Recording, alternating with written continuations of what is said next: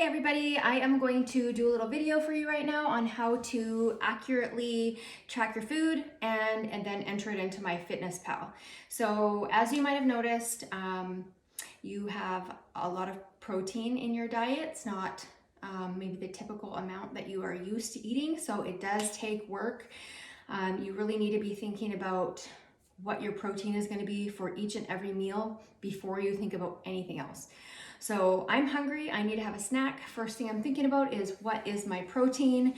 Right now I feel like some cottage cheese.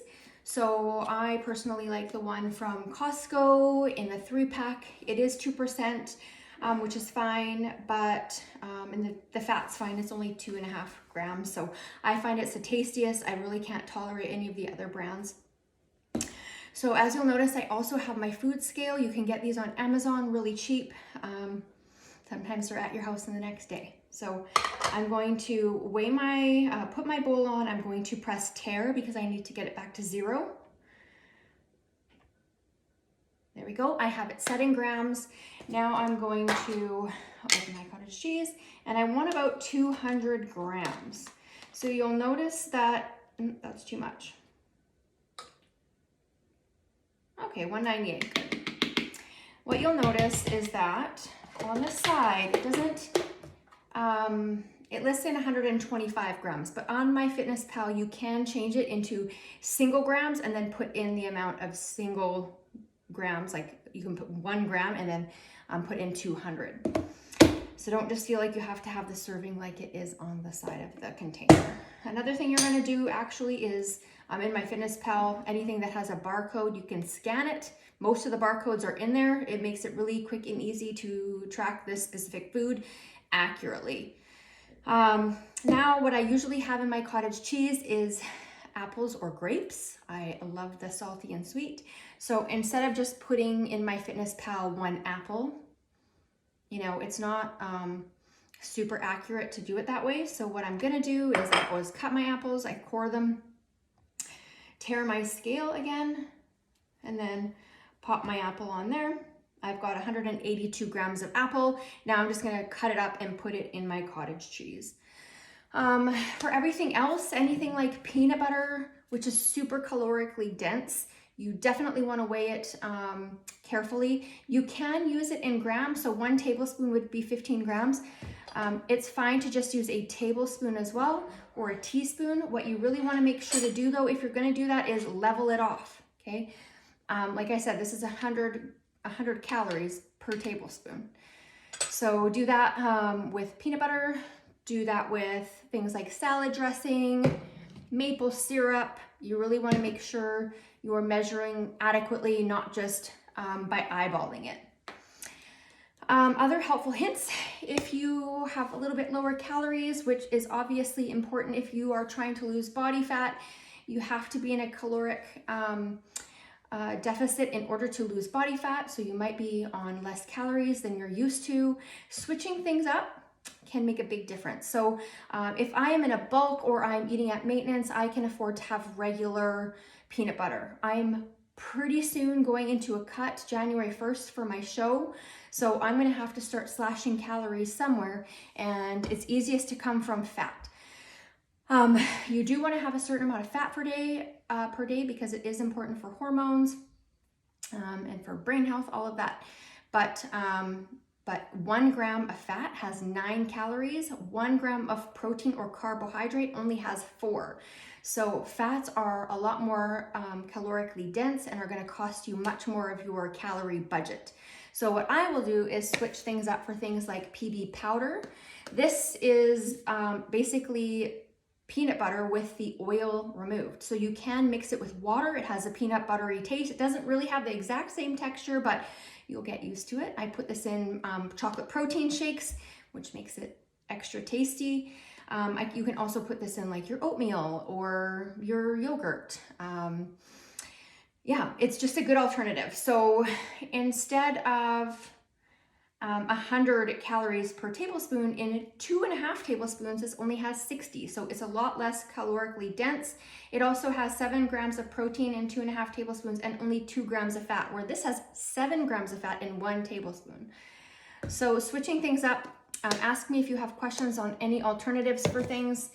You can get sugar-free syrup, so pretty soon I'm going to be moving from regular maple syrup to some sugar-free, artificially sweetened maple syrup for my cut, because I'm not going to have the hugest budget of calories anymore. Also, things like milk, if you don't have a lactose intolerance, then even if you do have a lactose intolerance, actually, because Fairlife is lactose free. The thing I love about Fairlife is not that it's lactose free, because I don't have a problem with lactose, but I do really have high protein needs, as do all of us.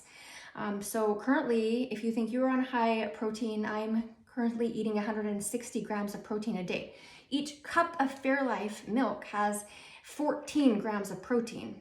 Regular milk has about 6 or 7 grams per cup. Also, with the lactose removed, lactose is a milk sugar, so that isn't a carbohydrate. So there's going to be less sugars in here as well, and it's lower calorie. So if you're trying to save calories, eat as much food as you can for a lower calorie budget, skim milk is obviously going to be the best option because it has the least amount of calories. So if I wanted to get 1 cup of this, it's only 80 calories. And 14 grams of protein. So it's honestly helps me every single day meet those protein targets. So I will put this in my protein shake. So for 25 grams of protein in the protein powder that I use, plus the 14 grams, you're almost at 40 grams of protein in 1 cup. So the protein is not easy to do right away. You will get used to it, and you will find tricks, and I'll help you out with tricks on how to hit those daily protein targets. I will show you how to log your food in MyFitnessPal as well. So obviously, whenever, reach out, ask me questions. I'm here to help, and I look forward to being on this journey with you. All right, and now I'm gonna show you how to log that in MyFitnessPal. So you're just gonna click on your little MyFitnessPal icon, open it up, and go into whatever meal you wanna log for. I'm gonna show you how to scan the cottage cheese that I just filled up in my bowl. So you're gonna go scan barcode and scan the container. It says half a cup. I don't want to measure in cups. I want to measure in grams. So I'm just going to touch that area there. I'm going to select 1 gram, and then I'm going to pop in 200 here. Now I need to log my apple. So the best way to do this is to look for a USDA, because USDA is the United States Food and Agriculture Department, and they have the most accurate measures. So I'm going to look for a gala apple in USDA, and also just pop in G, and that's going to give us a measurement in grams. There we go. So I see one right there.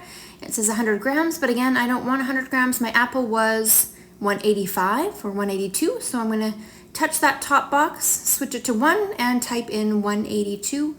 That gives me the correct entry for that one. I do realize I also forgot to put my cream in here today. I'm still in a calorie surplus, so I'm drinking regular cream, but that is about to change next week. So I'm just gonna add food in my breakfast. I'm gonna type in cream. My coffee cream is the 18%. It's the one I always have. And I actually had 2 cups of coffee, both with 2 tablespoons. So I'm gonna type 4 in here. And there you have it. I've logged all my food for today so far. I'm running a little behind. I've been really busy today. Better to try to stay on schedule. I can take a peek at where I am. So if I go into macros over here, you can see that I've had 109 grams of carbohydrates, 27 of fat, and 70 of protein. I gotta pick that up here pretty quick. Gonna have one of those really high protein shakes after I'm done my workout here right away. And yeah, if you look here, I have a remaining 1,700